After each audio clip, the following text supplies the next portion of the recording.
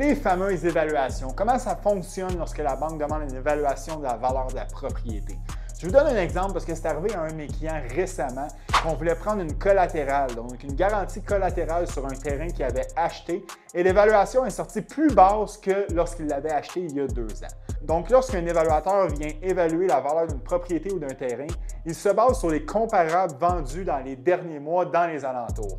Mais là, c'est important. Il se base sur les comparables vendus et non sur les propriétés à vendre.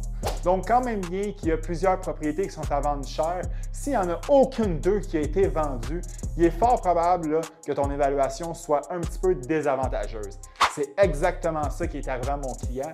Il y a beaucoup de terrains qui étaient à vendre beaucoup plus cher que ce qu'on croyait que l'évaluation allait sortir, mais malheureusement, considérant que ces terrains-là n'avaient pas été vendus et que ça faisait plusieurs mois qu'il n'y avait pas eu de vente de terrain, la valeur de son terrain pour prendre la garantie collatérale est sortie plus basse.